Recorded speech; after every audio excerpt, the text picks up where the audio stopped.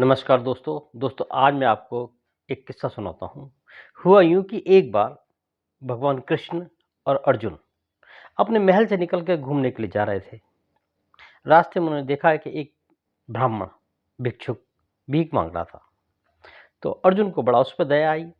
अर्जुन ने उसको कुछ सोने के सिक्के उसको दिए और कहा कि ठीक है, ये अपना भिक्षा ले गया।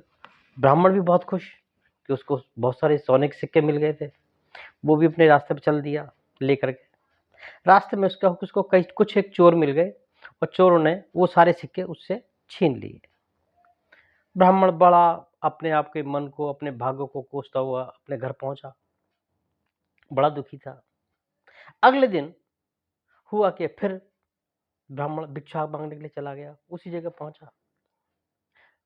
बाय द वे उसी दिन कृष्ण और अर्जुन भी उसी रास्ते पे देखे निकल रहे थे। उन्होंने देखा, अरे कल तो हमने इसको भिक्षा दी थी, आज ये फिर भिक्षा मांग रहा है, ऐसी क्या परेशानी हो गई।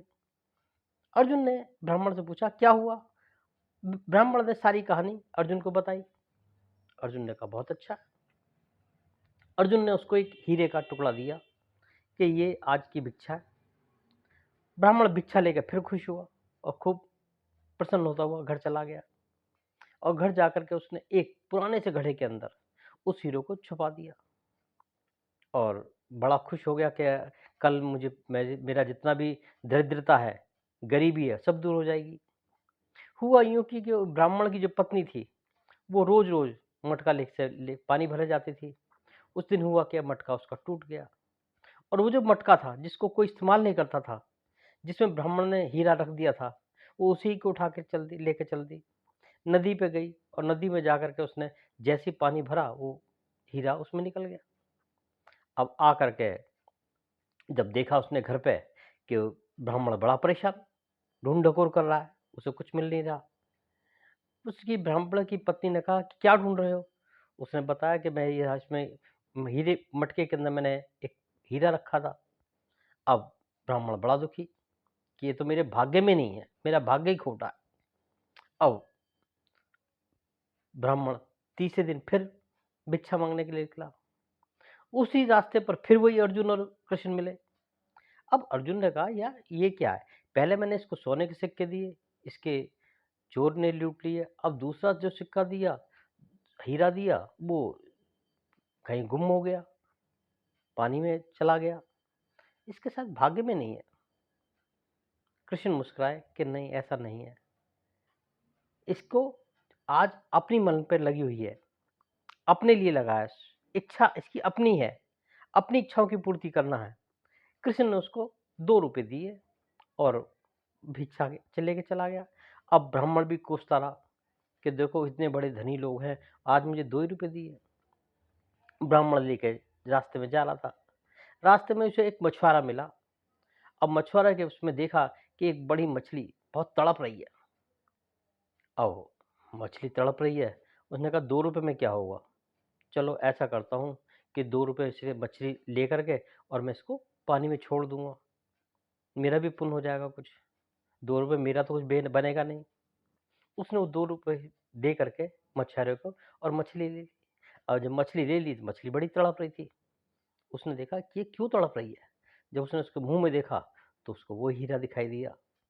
वो बड़ा खुश हुआ।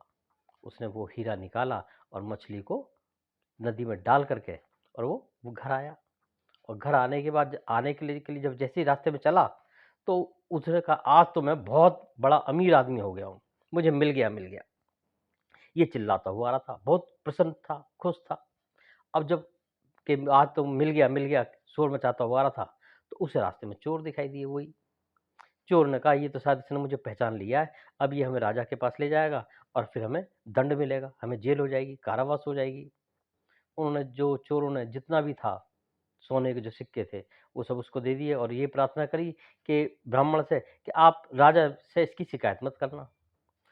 जो ब्राह्मण था बहुत खुश हुआ, उसको हीरा भी मिल गया और जो सोने की सिक्के थे वो भी मिल गए। वो लेकर घर पहुंचा। घर जाकर के उसने अपना सुचारू रूप से काम चलना शुरू हो गया। दोस्तों होता क्या है कि जब हम मात्र अपने बारे में, अपने सुख के बारे में, अपने चैन के बारे में, अपने परिवार के बारे में सोचते हैं, तो सफलता कहीं नहीं मिल पाती। लेकिन जब हम किसी दूसरे के बारे में सोचते हैं, तब हमें तुरंत सफलता मिल जाती है। दोस्तों, ब्राह्मण की पहली बार जो नीति थी, वो ये थी, इच्छा थी कि मैं जो पैसा मिल गया, भिक्षा मिल गई, वो अपने लिए, अपने परिवार के लिए। लेकिन जब उसको 2 रुपए मिले और 2 रुपए उसने मछली की जान बचाने के लिए लिए, परोपकार के लिए, पुण्य के लिए, तो उसको सब धन-धान मिल गया। जब हम किसी ऊपर पे दूसरों के बारे में सोचते हैं, तो प्रभु हमारे बारे में सोचता है, ऐसी विचारधारा है। दोस्तों, आज की कहानी इतनी ही, अगले दिन किसी नई कहानी के साथ मिलता हूँ। धन्यवाद।